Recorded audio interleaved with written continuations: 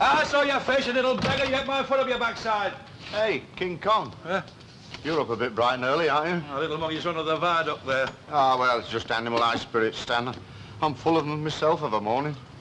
Oh, you're lucky. You want pop last night? Heavy, I mean. Well, I had a bit of a taste after you left. Nothing overindulgent, like. Just a quiet half. Half a gallon. What are you doing up so early? I've run out of ciggies, haven't I? Somebody must have pogged a packet off me last night when I was drunk. I remember getting 20 just on closing time. You know, you want to watch these blackouts? Blackout's nothing. I remember exactly everything that happened to me. After I fell on the bed, I was ill. Oh, well, I'm off to Warner's. Anything you want? Any papers, like? I'll get us a bottle of dandelion and burdock, will you? It'll be like some with a Sunday dinner. What are you doing out, anyway?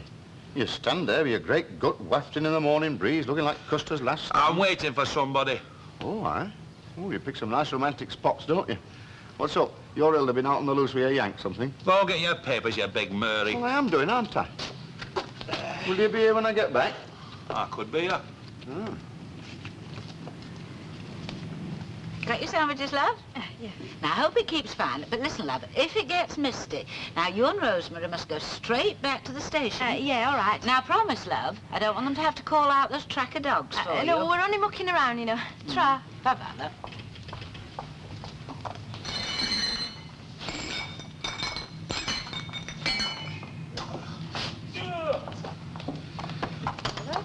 Oh, Dad, you scared the wits out of me.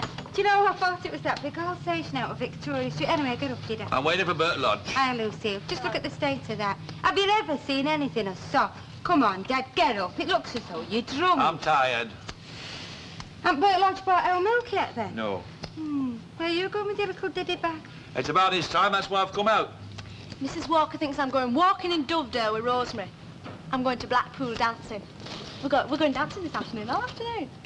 Hey, and if you tell her, I'll murder you. Oh, you're starting that caper, are you? I remember her telling me once she was going to a Girl Guides jumbo sale. When she came home, she... I think it's about time I sent a postcard to Ireland about you, young woman. Hey, we're not going to come to no harm. I mean, coach gets back at 7 o'clock.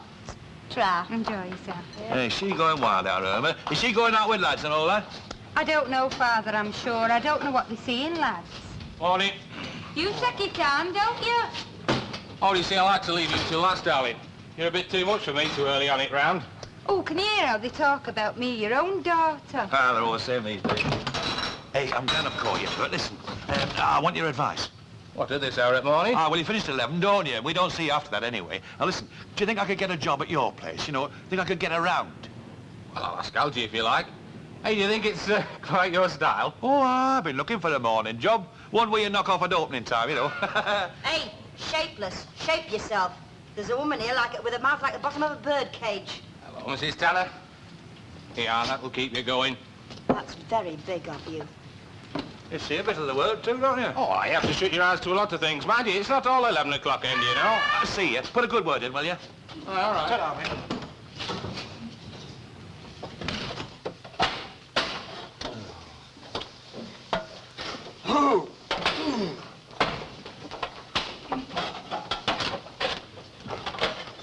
That milk gets cheekier every day. You've had some bright ideas in your time.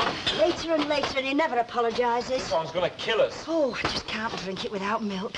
Yeah, well, I think it'll fit. Well, diet carbon monoxide poisoning, you know. Oh, shut up and get shoving it up the chimney. It'll be worthwhile to see her face. She's not coming till 11 o'clock. Oh, never mind. Have you got everything nice and ready? Have you got that wet cardigan ready to stick there? Why is it always me heads up with soot up to my armpits? Oh, stop moaning, will you, and get it shoved up. Oh, I think we're going to win, kid. Now, let's see. We'll have a nice little bit of rising damp down here, eh?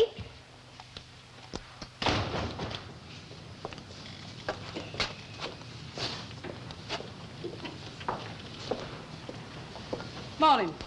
TT week coming up? Oh, hello, Mr. Sharple. Gee, I'm surprised the young fellow in your position isn't going in for the motor car. It'd be very handy to give me a lift over to Alvera's. Not yet, Mr. Sharple. Tell you what, though, put your slacks on this afternoon, come on the back. Do a bit of ton-up stuff on the M6. No, don't like them motorways. Chicken. You know, I wonder you don't get an ordinary bike. They're much nicer than this. You know, in the old days, we thought now to bake it by breaking down to, well, where? Bakewell for the day. We used to have a very good time. You used to sit side saddle with Mrs. Corwell, did you? I've still got a bit of grit in my knee where I fell off a bike when I was 16.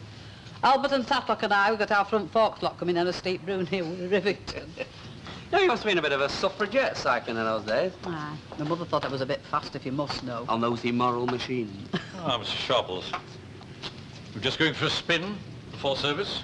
Don't talk so soft. Miss Nugent and I are just going to spend a brief hour at the shop clearing up after our very successful sale. I'm very happy for you both. Did we get out of bed a little on the wrong side this morning? Well, I don't know about you. Mr. Swindley was merely saying that we would be at the shop before service. He merely wished to check the hymn numbers with you. Well, why doesn't he say what he means, then? Let's hope you're in a better humour at the harmonium. Bit changeable, aren't you, Mrs. Sharples? Oh, he needs a bit of paddywhack. He gets a bit above himself. Ta-da. Ta-ra.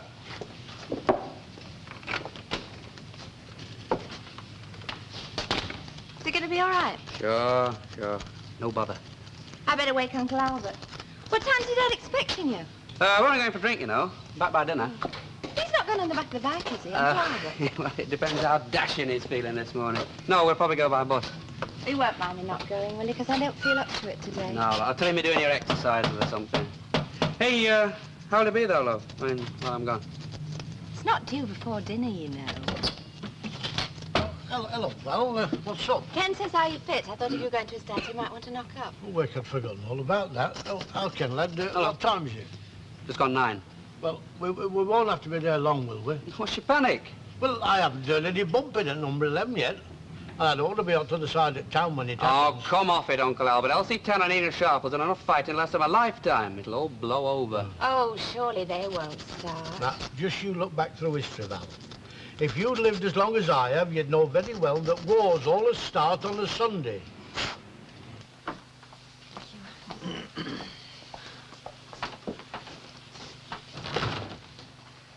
I can't think why Mrs. Sharples is so cantankerous. Oh, she's just a silly old woman. In an hour, she'll be playing hymns for us. We mustn't harbour any feelings of anger, but... I've tried to reason with her. I've given her the benefit of doubt in arguments. I bowed to her judgment, and still she... Well, if the Glad Tidings does close down and she has to leave, she'll regret all the time she's made you look small. I mean... Oh, I know very well that she's bested me, often. Sometimes in company.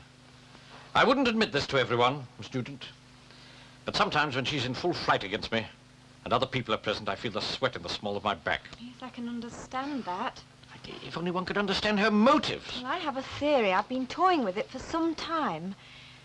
Perhaps you actually resemble, facially, someone from her past. A cruel father or an intolerant teacher. And perhaps, unknown to herself, Mrs. Sharples is punishing you for her own unconscious hate of this other man. I wouldn't worry. As a committee member, you'll always have the upper hand. And this situation can't last forever. No.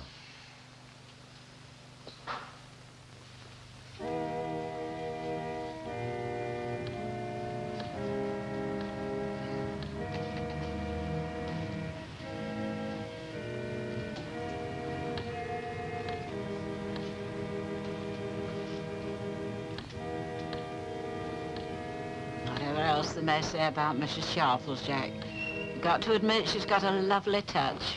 Ah, and Elsie Tanner will give her a lovely touch when she catches up with you. I think you're over-dramatising things. Over-dramatising nothing. It's very quiet now. Yes, well, it was the same in 1939, weren't it, eh? The phony war. Oh, that didn't last long, love. We were soon told very different. Ah, who's going to tell us next time? I don't know, love. Aye. All right. But don't you worry, Jack. You know, I think Elsie Tanner's days of streaming at street corners are over now. I think she's learning, as we all have to do eventually, how to grow old gracefully. I'm telling you, she'll not take this lying down. She'll hang such a one on Enid Sharp. I think you're mistaken, love, and I hope so anyhow, because I don't feel like much excitement today. How would you like to be chucked out of your own house, eh? You wouldn't thank Enid Sharples for the privilege, would you? Stands to reason, don't it? Eh? Jack! What is it? Mrs. Sharples is going into number 11 now. I told you blood was going to be spilled, didn't I, eh? Morning. Hey, Mrs. Walker, Stan says he's going to get a milk round. Eh? What, between the shafts? Pulling Bert Lodger's wagon? Who is it, Mrs. Walker? Hey, keep quiet, Mrs. Ogden. Annie's watching for Apache smoke signals from number 11 and war drums. It's just sheer neglect. Not on our part, it's not Mrs. Sharples. You just let everything go to pot. Doesn't take much of a shove to get this house to go to rack and ruin. You must have put something on it to burn that. Yes, and I suppose that's the last thing a fireplace is for. Well, it's either that or a bird has built a nest up in its chimney pot or Oh, something. don't tops a sack, Mrs. Sharples. Bird have got more sense than to come living in a slum like this. I'll just have a look through the upstairs window and see if I can see what it is. You do that, love. Ooh. What's that? Well, it isn't where I threw a bottle of champagne at our dentist this morning. There was no damp patch on there the last time I come here when you gave me that list of repairs you wanted doing. I'm damn sure there wasn't, Mrs. Sharples. This house is full of surprises. A lake on my living room wall, a floorboard that drops me down into the cellar, and a brick that hits me on the head every time I go to the bin. Funny how they all come in a rush, isn't it? I don't give a monkey's how funny you think it is. You won't think it's so funny when the whole house collapses round your head one starlit night. Got plenty of life left in it yet. It's got about as much life as you have. What's this? What's that? It's flaking, that's what that is. Yes, and you'd be flaking and all if that young lump of a son of yours was jumping up and down on top of you. He is walking normal. Wearing surgical boots, he's walking normal. When my husband was here... Oh, by gum, can you never forget When that? my husband was here and them flags subsided in the backyard, he went to the town hall, he saw the borough surveyors, he saw a map. Number 3 seam of the Brew Colliery runs right underneath this house, underneath this very room. Oh, give up. It runs underneath Elliston's Lodge, underneath the 109s at the Loxley, and that is why the chip shop was flooded in Rosamond Street. It'll do me all right in spite of your fairy tale. Look, it's as true as I'm sitting here with plaster flakes in the air. You'll believe it right enough when you and your bed subside down number 3 seam in the colliery in the afternoon shift. Just how damp is it? Look, I can't keep a bed dry. Just feel underneath that carpet. It's all swollen up. Every bit of 3-ply in the house, and God knows there's enough of that. Well, it's not as warm as my place, I'll give you that. Oh, in this weather you can't take a glass of water upstairs without it's frozen before 7 o'clock in the morning. Oh, I thought I'd fixed that. The man who put this house together wants locking up and his clothes burning. Well, I must admit I closed my eyes a bit when he gave me that list of repairs. I must say, I've seen places in better nick. I've seen hen houses in better nick. Well, thank you for showing me. That lavatory wants seeing too much, Oh, doesn't don't it? mention the lavatory to me. Well, thank you for coming, Mrs. Sharples. It's all right. I'll let Wait. myself out. We'll be hearing from you. You will. Do you think she... Of course she bought it. We had her all roads. She won't touch this place with a 5-foot muck rake.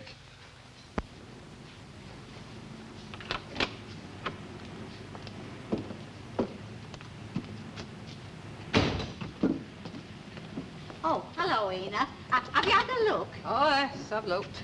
Were you just inspecting? Oh, they dressed it up like the fall of the House of Usher. Oh, what do you mean, Ina? Oh, they were cracking on it with Skid Row, splashing water on the walls, pulling door knobs off. I wonder they didn't have a couple of rats running along the floor while I was there. Oh, why would they do that, Ina? Because they think I'm puddle, that's why. They think I'm senile. Oh, you're not so green as your cabbage looking, are you, Ina? Well, I don't know what they thought they were going to get out of their little pantomime.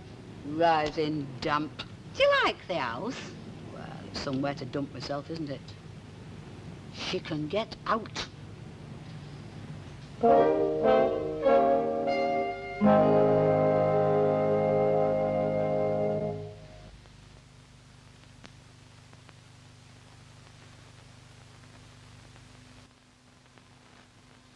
Oh, Lord.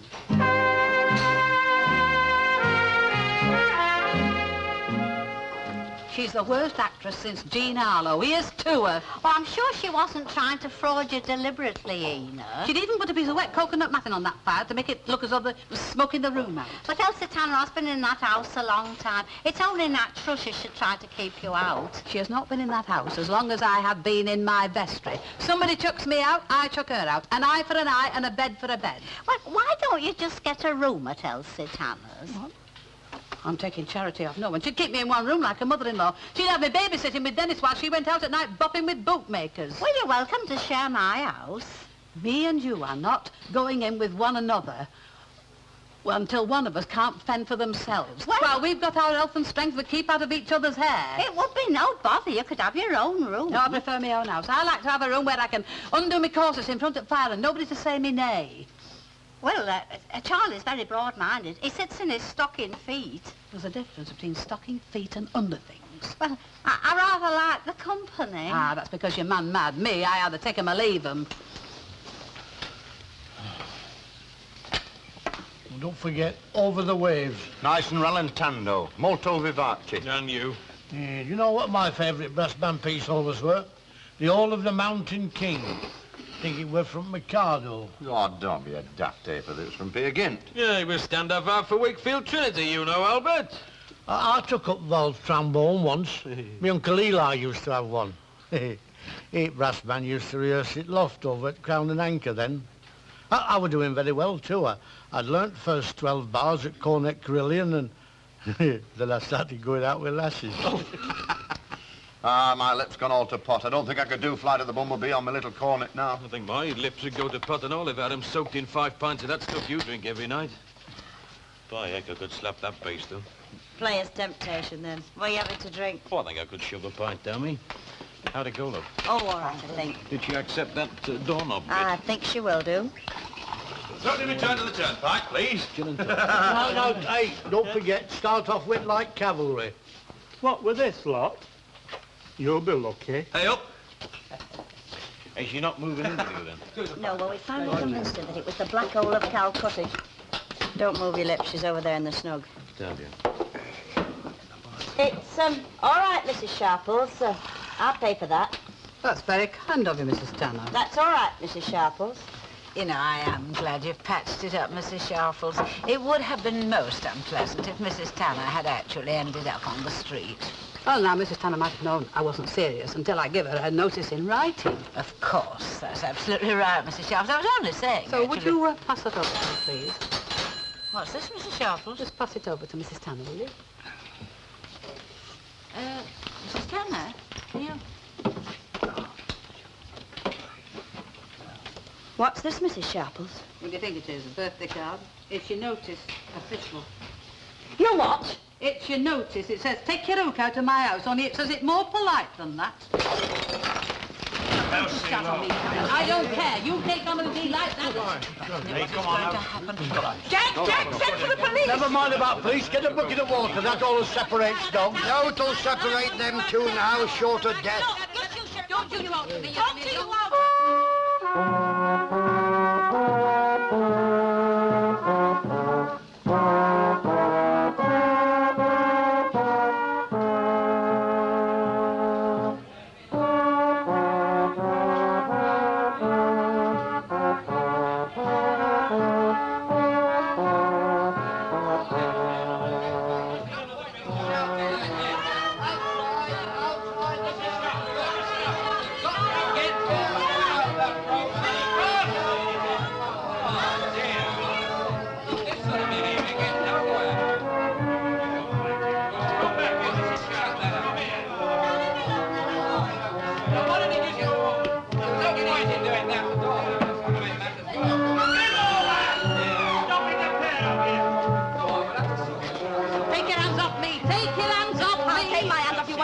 Listen what I've got to say. Look, this bag was a birthday present. It's not a plaything for any common harpy to go on. What did you call me? Hey, come on, please, somebody. You're joking, Dad. This is better than that. Well, Mrs. Tanner, she can evict you if she wants you. It's just the mean, sneaking, underhand way she does everything. There you are. There you are. Do you see her do that? That's provocation. You saw start the physical side of this thing. Physical side of you over that wall, you old bat, you bandy-legged old bat. Bandy-legged me? Bandy-legged who you call bandy-legged? Come along now, Winnie. No, you haven't had your pills Look, today. I can go 15 rounds with this cowboy on a glass of milk stout. Oh, no, come on, Mrs. Sharples. It's beneath you, this sort of Oh, thing. it's beneath her, is it? I suppose it's not beneath me. I suppose that's the sort of thing I do, is it? Oh, I never open my If mouth. she chucked you out of your house, she'll be screaming round here from here till Christmas, so you shut up! Listen, I'm an old age pensioner. I live on £3 a week. There's 20 quid a week going into that house. If your son wasn't like you, he'd have bought your house long ago. It's as big a spit as his father and that same summer. Don't you dare bring money into this, Mrs. Sharples. You've never gone short. Listen to me. I've kept that house together with work and sweat. I've worked, I've been mother, father, son, everything. I've looked after my son for the last 15 years. Oh, yes, you've got to give her that, Mrs. Sharples. And it's not easy, you know, when there's no man in the house. She's never been short of man in their house since Arnold took his up. Any more than Fanny Hill. Get back up to your mission, Mrs. Sharples, as fast as you can before I really get me rag out. Oh, bang the one else to get your boots in. Oh, so that's what you're going to do, is it? You're ganging up on us, or you? If they start anything behind my back, get them. Oh, Ina, what do you mean, get them? I see you, Mrs. Sharples, inciting your mate. She's not strong enough to tackle any. I can take you on, you Mary Ann. Yes. But her mates down this street are not above lobbing half a brick in the back of my neck while I'm engaged in conversation. Look, Mrs. Sharples, it's me and nobody's army. I've handled Tanners before, Mrs. Tanner, and I'll handle you again.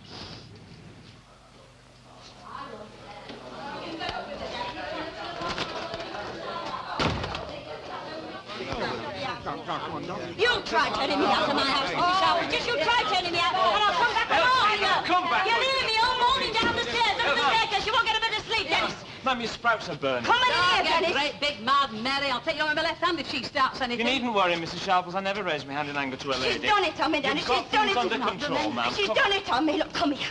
Look, I came into this house when I was first married. I had naught but a bed settee and a sideboard. Both my kids were born here. Call that in money terms if you can. Oh, shut up, you daft clown. Listen, Fly Pants, I don't need to do this, but if you're curious about my motives, then there's no reason why you shouldn't know. I wouldn't be doing this on you. I didn't realise how much I missed him. Yes, and where am I supposed to keep them? The dustbins down on the cross? I've got some good suggestions. What are the brick pins on the heath there with a bottle of Mets? It's not so much you're chucking me at, it's a nasty, sneaking, sly way you did it. You've been waiting for this day for the last 70 years, haven't you, Mrs. Sharp? She's chucking me out of my vestry. She's chucked me out. Well, what do you expect me to do, cry for you? Put your money where your mouth is, then. Go on. I'd rather put my beer where my mouth You'll is. have to move over. You'll have to move out. If you want to move me out of that house, you'll move me in a 6-foot box. Yes, and I'll do that and all. Hey, well, wouldn't it be an idea if you moved in together? You what? Well, it were only a thought. On a casting vote. Mr. Boothroyd, yeah. Well, he always did let his heart rule his head. Yes. Well, just as you say, Mr. Hodges. Well, I don't know, my own feelings are rather mixed about it. I mean, one can only hope that it's all part of a greater pattern. Yes, indeed. Thank you. Thank you for letting me know. Goodbye. Mr. Swindley, I'm sure these gloves would move faster if we could keep them under 7 shillings, even a penny under. Button your coat, student. Beg your pardon? We go to bring the good news from Ghent to A. A? Never mind, Miss Nugent. I do sometimes permit myself a literary flight under moments of stress. What is it, Mr. Swindley? You've gone very sallow. Come along, Miss Nugent. I'll explain on the way. You two-faced old bats! You'll stay here until we've sorted this thing out one way or the other. Get off my sleeve, I've already sorted You it out are in not my holding mind. me up to this sort of thing and then sweeping out on me. Now, look here. You'll only move me out of this house when I want to go. In the meantime, go jump in the cot. You... My way! Hold the arm, Dr.